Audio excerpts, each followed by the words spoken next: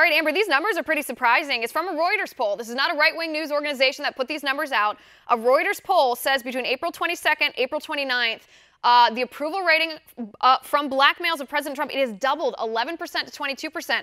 I don't think that's a coincidence.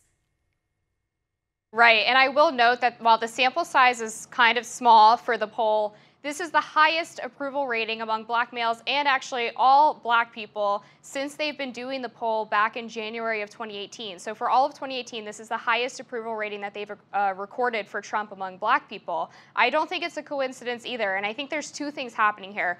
One, I think people who were already Trump supporters but were afraid to speak their mind saw Kanye West as a role model and someone who made it more socially acceptable for them to say that they support the president.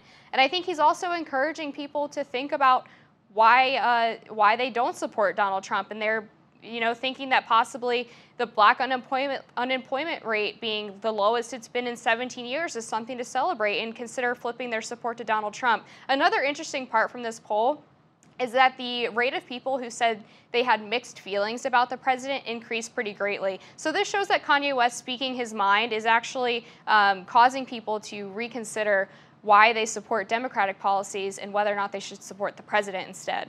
Right, whether they should just follow in lockstep sort of with this liberal ideology, because liberals tell them, listen, if you have a certain skin color, we expect you to vote a certain way, and you're a traitor to your race if you don't.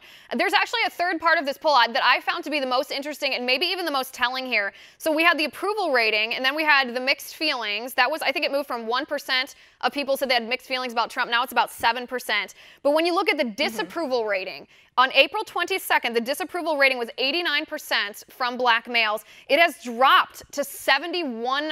There's only 71% that now disapprove. The fact, and that shows me, I guess, the free thinking aspect, because I'm from where I sit, I don't see Kanye West changing people's minds in the sense that they're going to become diehard conservatives because he says he likes some things that President Trump does. But I think he has a really good point about thinking for yourself.